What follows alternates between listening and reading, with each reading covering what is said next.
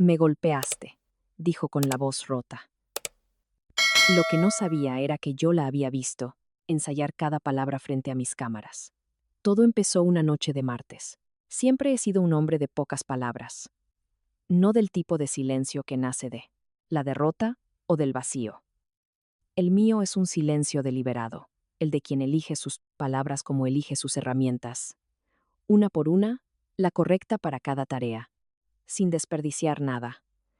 6 años de matrimonio con Verónica me dieron una vida que, desde afuera, parecía exactamente la que siempre había querido. Una casa impecable, un ritmo estable, esa comodidad particular de saber dónde está cada cosa y encontrarla ahí cuando la buscas. Yo trabajaba largas jornadas como ingeniero civil en la Ciudad de México. Ella no trabajaba y jamás le guardé rencor por eso. Me encantaba ser el proveedor. Era, sencillamente, parte de cómo me entendía a mí mismo. El hombre que construye cosas, que las mantiene, que cumple cada día sin importar si alguien lo nota. Estábamos bien, eso me decía. No era una relación eléctrica. Quizá no como los primeros 2 años, pero estaba bien. Era estable, sólida. Qué equivocado estaba sobre el significado de sólido. Fue un martes, por la noche, en noviembre, cuando mi vida se reconfiguró por el canal más mundano posible. Tomé el iPad de la casa de la barra de la cocina porque quería revisar el pronóstico del tiempo para mi trayecto de la mañana. Esa era toda mi intención, saber si debía usar la chamarra más gruesa. La pantalla se iluminó con una notificación. Un archivo de audio sincronizado automáticamente desde el iPhone de Verónica a la cuenta compartida de la nube que habíamos configurado hacía años y casi olvidado. Ella siempre había sido descuidada con la tecnología. Dejaba sesiones abiertas, archivos sincronizándose, rastros digitales, como quien deja las puertas de los gabinetes entreabiertas. Yo siempre había sido lo suficientemente paciente como para no meterme en sus cosas. Casi siempre. El archivo estaba etiquetado con la fecha de esa misma tarde. Duración: 10 minutos y 42 segundos. No sé exactamente por qué le di play. Fue un instinto, una alarma silenciosa que llevaba meses sonando justo por debajo del umbral de mi atención. Una que había sido demasiado disciplinado o demasiado cobarde para reconocer. Conecté mis audífonos, me senté en la mesa de la cocina y presioné reproducir. Los primeros 90 segundos, solo risas. La risa de Verónica. Esa risa cálida, genuina, sin barreras, que no había escuchado dirigida hacia mí en más de un año. Luego, la voz de un hombre, grave y segura, al menos una década más joven que mis 41 años. La voz fácil de alguien que nunca ha tenido que esforzarse mucho, por nada. Te amo, lo sabes, ¿verdad? Lo sé, dijo ella, mi esposa, en nuestra casa, un martes por la tarde. Yo también te amo. Solo tenemos que ser pacientes un poco más. Dejé el iPad sobre la mesa. Lo volví a tomar. Lo que siguió no fue una confesión de amor que podría haber sobrevivido. Lo que siguió fue un plan de negocios. Escuché, completamente inmóvil, mi café, enfriándose a mi lado, mientras mi esposa delineaba, con calma y método, cómo planeaba destruirme. Fabricaría pruebas de violencia doméstica. Se provocaría moretones. Llamaría a la policía. Yo sería arrestado, mi reputación desmantelada, mi palabra sin valor alguno frente a la suya, una vez que hubiera una orden de restricción y una denuncia penal en proceso. El divorcio que seguiría se inclinaría total y catastróficamente a su favor. Mis ahorros, mis propiedades, mi fondo para el retiro. Una década de madrugadas y noches tardías, ensamblada ladrillo por ladrillo. Todo sería redirigido hacia ella, hacia ellos. Y entonces solo seremos nosotros, dijo ella, con la voz cálida por el futuro que había planeado. Solo nosotros, confirmó él. La grabación terminó. Me quedé sentado en el silencio de mi propia cocina por un tiempo muy largo. El zumbido del refrigerador, Un auto pasó por la calle. El mundo ordinario continuaba con su rutina, ordinaria, indiferente al hecho de que el suelo se acababa de abrir bajo mis pies. No lloré. No estallé en furia. Esas respuestas habrían requerido que sintiera algo más que esa cosa fría y lúcida que me recorría en ese momento. Algo que no era ni duelo ni ira, sino quizás lo que yace al otro lado de ambos. Una especie de lucidez terrible. Abrí mi teléfono, lo conecté al iPad y guardé una copia del archivo de audio, con su marca de tiempo original intacta. Luego, subí. Me desvestí en silencio en la oscuridad y me acosté junto a mi esposa. Mi esposa, que había pasado la tarde planeando mi arresto y el despojo de todo lo que tenía. Me quedé mirando el techo hasta que el cielo fuera de la ventana pasó de negro a gris. No dormí. Planeé. Me reporté enfermo al día siguiente, por primera vez en 3 años. Mi supervisor sonó sorprendido. Le dije que no era nada grave. Fue la primera mentira que había dicho en mucho tiempo, y se sintió limpia en mi boca. Ya estaba aprendiendo. La oficina del investigador privado era el tipo de lugar que no se anuncia. Un segundo piso sobre una tintorería en Polanco, con una escalera que olía a vapor y solvente. Noel Herrera me recibió en la puerta. Ex policía judicial, un hombre, compacto y sin prisa, con esa economía de movimientos de quienes han pasado años, observando a otros sin ser notados. Sus ojos eran de los que te hacen sentir, ya conocido, ya catalogado. No le hice perder el tiempo. Le di la descripción de Verónica, su auto, sus rutinas. La clase de yoga de los martes, que en los últimos 6 meses se había extendido de 1 hora a 3. Las comidas de los jueves que nunca resultaban en bolsas de compras. Ese brillo particular que traía a casa ciertas noches y que no tenía nada que ver conmigo. Le di el primer nombre de la grabación. Noel lo absorbió todo sin expresión. Conozco a un gerente en el Hotel Gran Vista, dijo. ¿Crees que es ahí donde se han estado viendo? Sería mi mejor suposición. Asintió una vez. Dame un par de días. De ahí, caminé 6 cuadras hasta el despacho de Ricardo Osorio.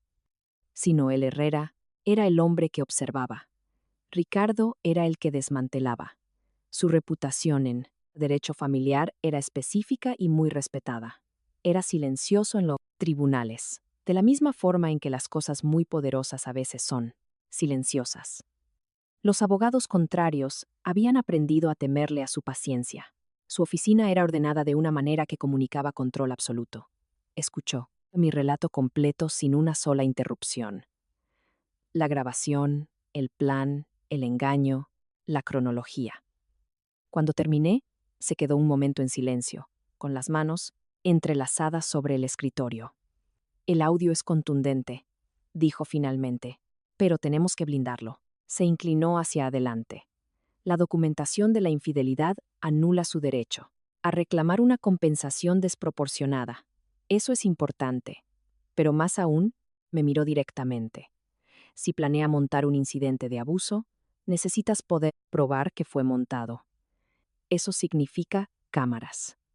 En todas las áreas comunes de la casa, cocina, sala, pasillos. Es legal en tu propiedad, siempre y cuando no grabes conversaciones privadas. Puedo instalarlas esta noche, dije. Y Carlos, sostuvo mi mirada, cuando suceda, y por lo que describes, va a suceder. No levantes la voz. No la toques. No reacciones. Deja que ella haga lo que planeó. Deja que las cámaras hagan el trabajo. Asentí. Ya estás ganando, Carlos, dijo Ricardo. Lo único que queda es no perder. Conduje a casa. Preparé la cena. Me senté frente a mi esposa y le pasé la sal cuando la buscó. Y ella me agradeció con la sonrisa fácil de quien cree tener todas las cartas. Le devolví la sonrisa. Verónica salió esa noche. De compras, dijo, con la ligereza de una mujer que va a un lugar completamente distinto y se ha acostumbrado a mentir sobre ello. Me besó la mejilla en la puerta. El beso no significó nada. Probablemente no. Había significado nada en mucho tiempo. Y yo había confundido la nada con algo, como hace la gente cuando ha invertido demasiado para ver con claridad. Esperé a que su auto diera la vuelta en la esquina. Entonces me puse a trabajar. 6 cámaras, 40 minutos de principio a fin. Una montada sobre los gabinetes de la cocina, con un ángulo que cubría toda la habitación. Una en la sala, oculta detrás de una fila de libros que tenía desde la universidad y que Verónica nunca había tocado. Una en el pasillo cerca de la puerta principal, cada una más pequeña que una memoria USB, negro mate, activadas por movimiento, respaldando continuamente a una cuenta en la nube que ella no conocía.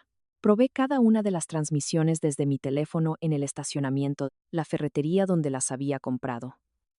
Confirmé que la imagen era nítida y con marca de tiempo, y volví a casa. Preparé la cena. Leí hasta que regresó, con bolsas en la mano, radiante por lo que sea que hubiera estado haciendo en realidad. ¿Algo bueno? Pregunté sobre las compras. Me mostró una bufanda. Dije que era bonita. Probablemente lo era. Pasaron 2 días. Fui a trabajar. Volví a casa. Le pasé la sal. Vi la televisión. A su lado por las noches, y noté, con la atención desapegada de quien realiza un experimento, qué poco de nuestra vida compartida era realmente compartida ya. Éramos 2 personas usando los mismos muebles. Al tercer día, Noel llamó. Está en el Gran Vista ahora mismo, dijo. Habitación 614. La tengo vigilada. Una pausa breve, del tipo profesional. Vas a tener todo lo que necesitas, Carlos. Fotos y video. Documentación completa. Envíala al abogado cuando termines. Ya está planeado. Esa noche, Verónica llegó a casa resplandeciente, con ese brillo particular que, a veces tenía, una luminosidad específica y privada, que se curvaba hacia adentro en lugar de hacia afuera, que no tenía nada que ver conmigo y nunca lo había tenido. Habló del tráfico, mencionó una oferta en una boutique. Escuché, asentí y le serví más vino. 2 veces. Mi teléfono vibró silenciosamente en mi bolsillo. Me disculpé para ir al baño. Cerré la puerta con seguro. Abrí los mensajes de Noel y miré las fotografías, exactamente el tiempo que necesité. Luego, reenvié todo a Ricardo sin comentarios. La respuesta de Ricardo llegó en menos de una hora. Prepara los papeles. Listos para mañana. Espera a que ella dé el primer paso. Me lavé la cara. Me miré en el espejo por un momento, al rostro de un hombre que había pasado 6 años construyendo una vida que alguien más planeaba demoler en silencio. No me veía roto. Me veía, si acaso, resuelto. Regresé a la sala. Vi la televisión junto a mi esposa hasta que se quedó dormida. Luego, me senté en la oscuridad un rato, a solas con el conocimiento de lo que estaba por venir. Dejé que llegara. Sucedió un sábado. Estaba en la cocina, café en mano, la luz de la mañana. Entraba por la ventana en largas franjas pálidas que cruzaban el piso y subían por la pared. Era una mañana hermosa, del tipo que debería haberse sentido como algo. Estaba de pie junto a la barra, escuchando el silencio particular de casa, y de repente ya no había silencio. Desde la recámara de arriba llegó el sonido de Verónica moviéndose con una energía inusual. Cajones abriéndose, pasos yendo y viniendo. Luego, silencio.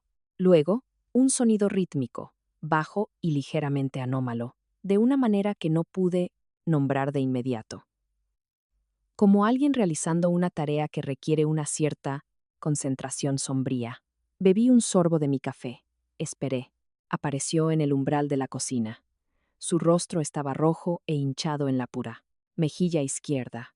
Un moretón oscuro, que ya se formaba de una manera que a la mayoría le toma más tiempo, pero que a otros no les toma tiempo en absoluto si conocen la técnica correcta y tienen con qué practicar. Sus ojos estaban llorosos. Su expresión era todo lo que necesitaba ser, herida, aterrorizada, apenas conteniéndose. Detrás de su muslo derecho parcialmente oculta, estaba la cuchara grande de madera para servir, del cajón junto a la estufa. Ella siempre había admirado lo expresiva que podía ser.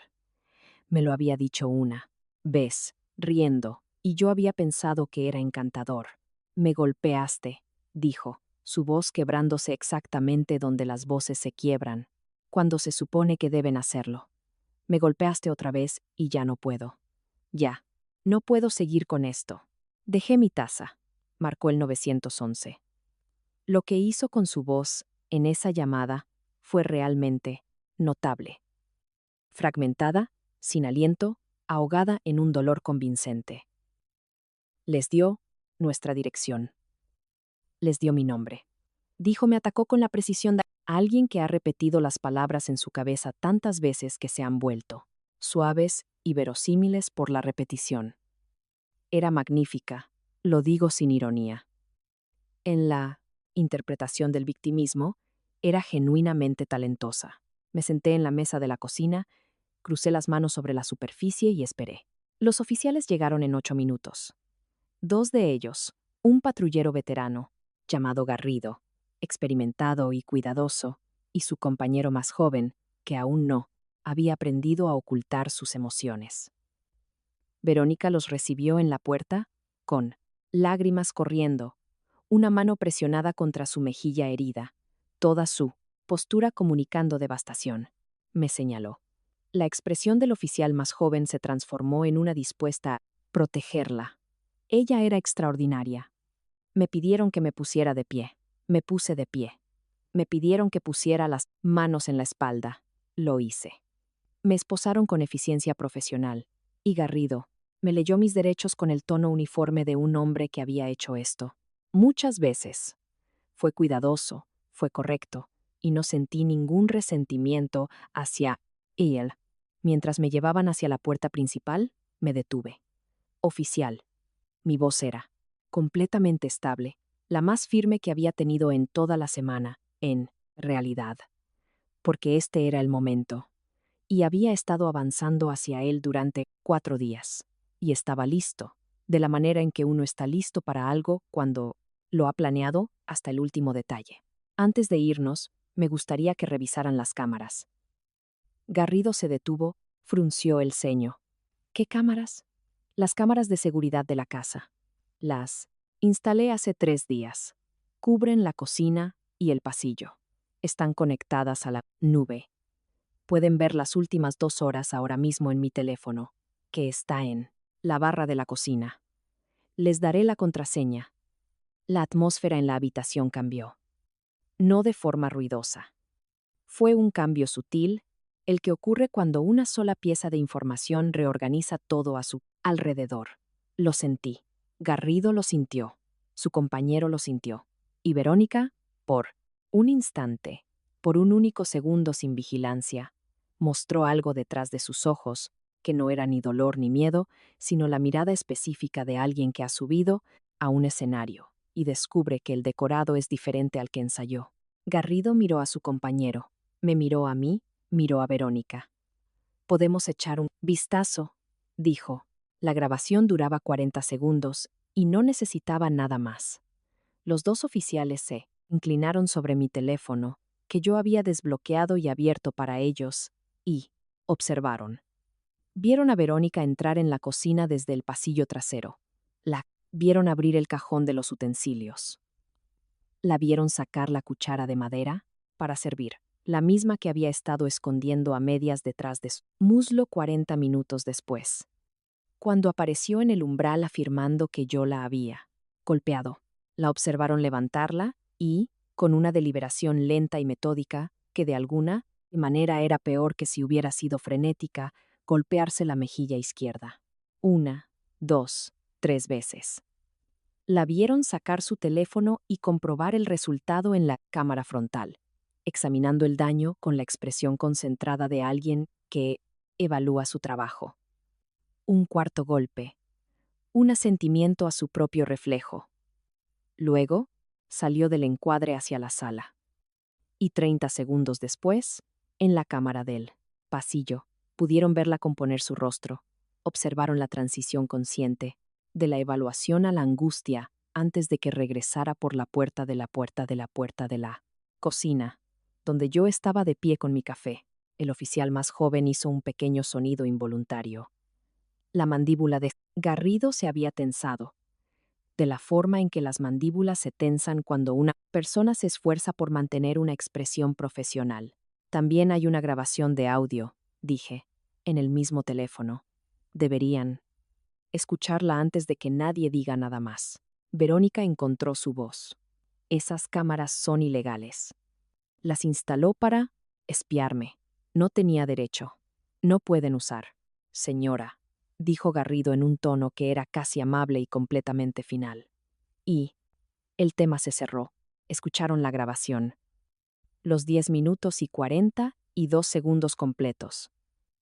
La risa, la declaración de amor, la planificación pausada y metódica de todo lo que había pretendido hacerme. El engaño confirmado en voz alta, la estrategia expuesta, paso a paso.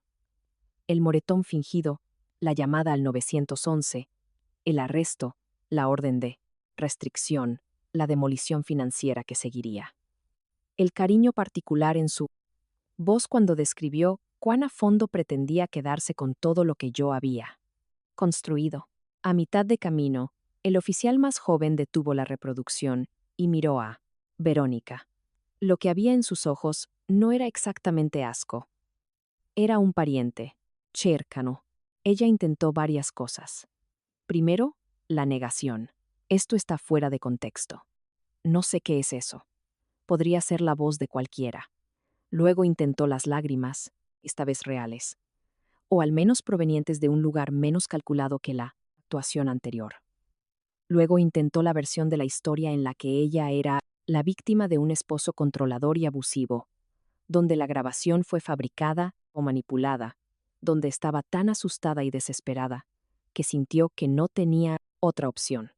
Cada intento se estrellaba y se disolvía contra los 40 segundos de video y los 10 minutos de audio que esperaban en la barra de la cocina. Garrido me quitó las esposas. El sonido del trinquete al liberarse fue una de las cosas más satisfactorias que he oído en mi vida. Esposó a Verónica. El registro de su voz cambió mientras la llevaban hacia la puerta, perdiéndolo, un último de su calidad ensayada y volviéndose algo más crudo y menos controlado. Dejé que sucediera. Me paré junto a la barra de la cocina y dejé que sucediera. Y le di a Garrido el apellido de su amante, encontrado tras una noche de investigación cuidadosa, y la dirección de su departamento. ¿Él estuvo involucrado en la planificación?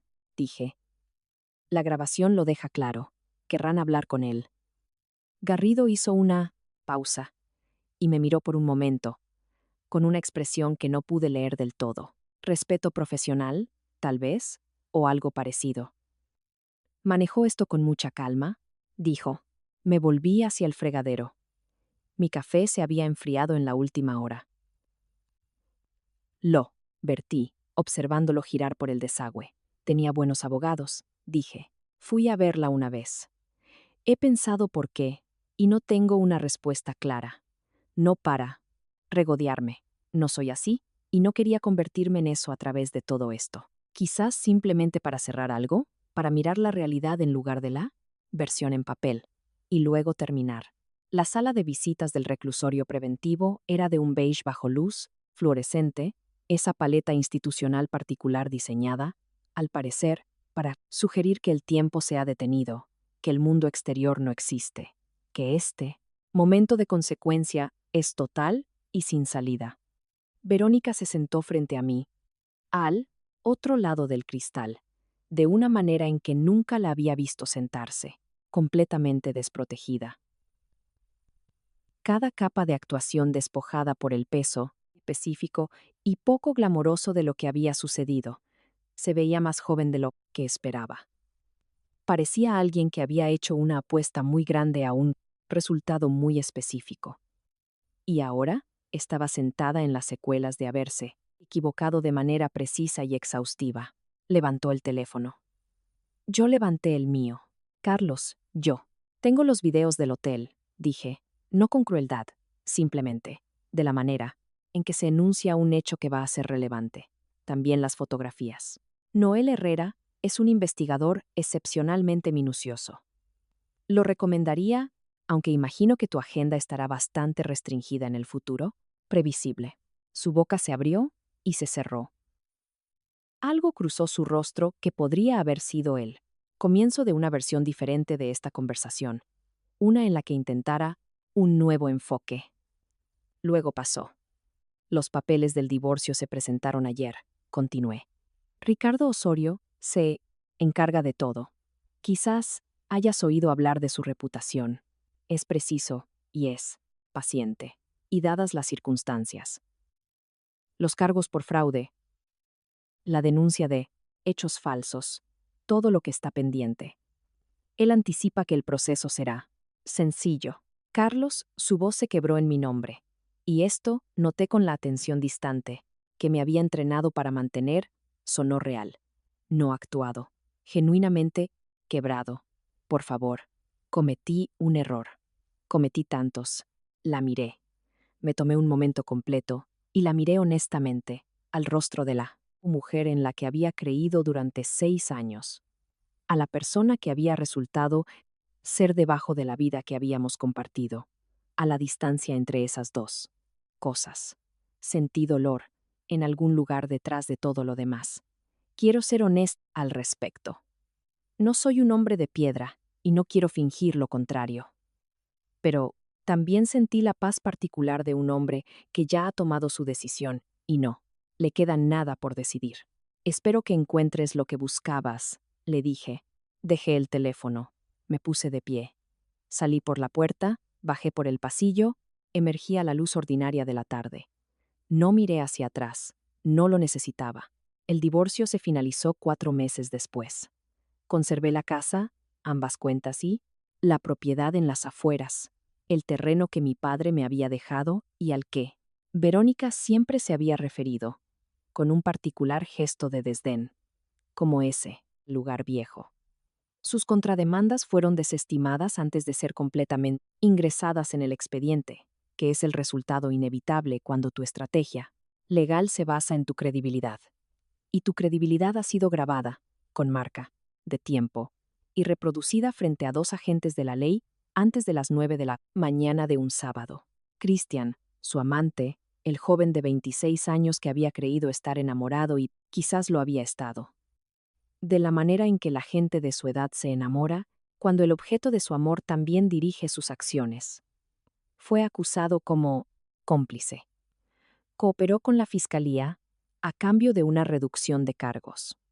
Fue la decisión sensata y, por lo que entendí, la única racional disponible para él. Verónica no se lo perdonó. Pensé en eso a veces. Las 2 personas que se habían sentado juntas un martes por la tarde para planear mi destrucción, para cuando el proceso legal terminó, con ellos, se habían traicionado mutuamente por completo. Vendí la casa la primavera siguiente. Compré un lugar más pequeño, más cerca de un lago por el que había pasado 100 veces a lo largo de los años, y siempre. Había querido pasar más tiempo. Mi padre solía pescar. Fui con él algunas veces, de niño, y lo recordaba menos como un pasatiempo que como una condición. La calidad particular de la atención requerida. La paciencia, que no es esperar, sino una forma de presencia. Ahora tenía tiempo, tiempo real, del tipo no programado. Hay algo que entendí, sentado en ese muelle una mañana de junio, con el agua volviéndose plateada a la luz, que no había podido articular antes. La paciencia tiene fama de ser pasiva, de ser lo que haces, cuando no tienes otras opciones, cuando estás demasiado asustado o demasiado cansado para actuar. Eso no es lo que es. 10 minutos y 42 segundos de audio cambiaron mi vida. Pero fue lo que vino, después lo que determinó la forma que tomaría ese cambio. Cada elección que tomé, en los 4 días entre esa grabación y esa mañana de sábado, el investigador, el abogado, las cámaras, la quietud, la negativa a reaccionar, fue la paciencia aplicada como una herramienta de precisión. Silenciosa, medida y exacta.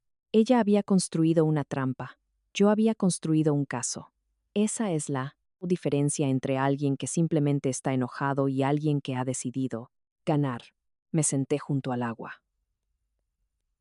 Dejé que la mañana me envolviera y, por primera vez en mucho tiempo, estuve completamente en paz. ¿Tú habrías esperado con paciencia o habrías confrontado a tu pareja esa misma noche? Cuéntamelo en los comentarios.